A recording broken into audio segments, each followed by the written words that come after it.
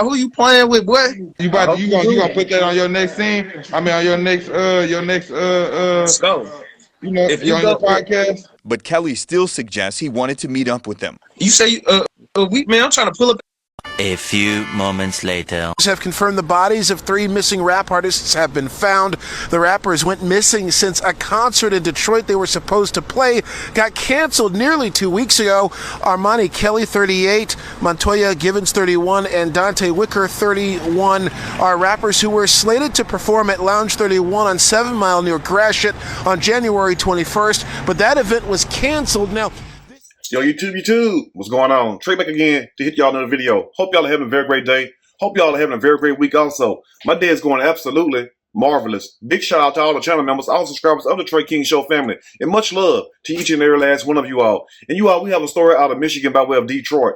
Big shout out to everybody in the great state of Michigan, everybody in the great city of Detroit. Now, before I start this story, I want to send a special condolences out to Armani Kelly, his friends, and also Dante Wicker to his family and friends, and also to Montoya Givens to his family and friends, because it's very sad what happened to these 3 individuals. Now, there's a lot of speculation going on as to what happened to these 3 guys as it relates to the reason why they came up missing. Now, from what I have gotten from what other people are saying, was that Armani Kelly was on live. I'm not sure if it was Facebook Live or Instagram Live, but he was on live, as you all could tell from the video, and he was basically, you know what I'm saying, kind of like getting into it with a couple guys and whatnot. And those guys were saying certain things to him that he did not even catch. And it's sad that he did not even catch that. And number one, they also said that he was on Facebook Live representing the blood gang, as you all can tell by the red rag that's around his neck. Now, I'm going to tell you all this right here. You can do what you want to do with your life. You can do what you want to do. But I'm going to say this also. There's always a consequence for your choices in life. Now, I'm going to say this right here also. If you're a grown man, because Armani Kelly was fully grown. If you're a grown man, you're still trying to represent a gang, shame on you. Because you're supposed to grow up and let go of those childish things. Because those childish things will have you out of dead or in prison somewhere. You know what I'm saying? It's very sad that some people never get that. Now, also, what he did not catch was the guy was basically really, you know, on the slick threatening him or whatnot when the guy said that he played Call of Duty in real life. And also, I want to know, why didn't the police question these individuals yet that Armani Kelly was basically getting into it with? I don't think you had to do just a reverse IP address search or whatnot. Even if they did throw away the phone or the device that they used to go online with, you know what I'm saying? The device they used to talk to Armani Kelly with, guess what? You still can have the address and whatnot. You can still go to the location where the IP address was coming from and whatnot. So I wonder, did the police really talk to these people yet? Or are they looking for them? Or do they even know about it? Because it seems like to me the police is really taking their time. And also, I have another question. How in the hell did the police know to go to this abandoned building? Because Detroit, from the last time I checked, has a lot of vacant and abandoned buildings and whatnot. And the building they was found in the basement, actually, is an old apartment building and whatnot. So how did they know to go inside this apartment building to the basement? And lo and behold, that's where they found these 3 individuals at. And also, the 15-year-old boy who was caught driving Armani Kelly's car, I mean, how did he come into play? Did the police question him? And also, more than that, who sent him? Because it seemed like to me that the young man knew a lot more than what he's saying.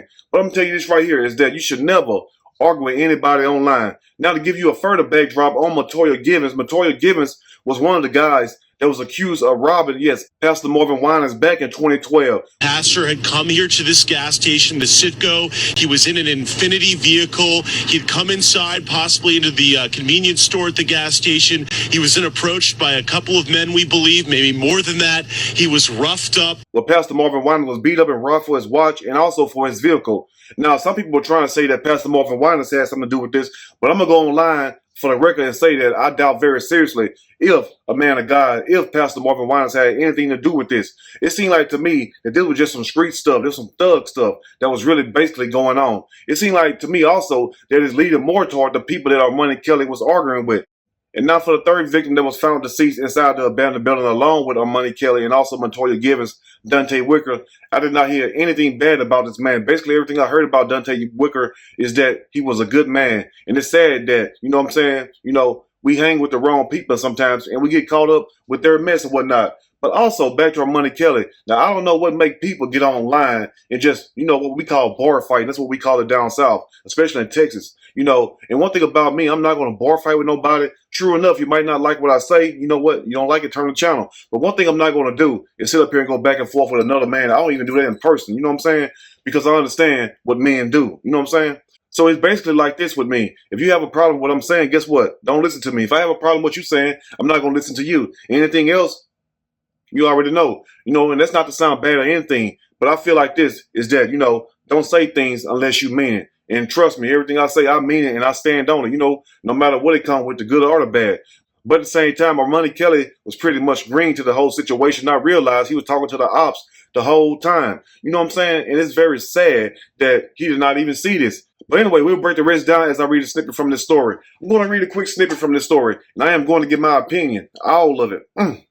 Surely, as we go, authorities release cause of death in Detroit rapper's investigation. Now, the 3 men that were found deceased, they say they are rap artists. From what I heard, from what people told me that know these guys personally, they say it was only one of them was really a rapper, and the other two were just basically like friends and whatnot. They were just tagging along. So I don't know how the media say that they were 3 rappers when the people that know them said it was really only one rapper out of them. But anyway, the 3 men rap artists are Money Kelly, 27 years old, of Escada, and Dante Wicker, 31 of Melvindale, and also along with their friend Montoya Givens, 31 years old, have been missing since the evening of January the 21st. Their bodies was found February the 2nd inside of an abandoned apartment. And like I asked you all and told you all earlier in the video, I wonder how in the hell did they know to go search this apartment building?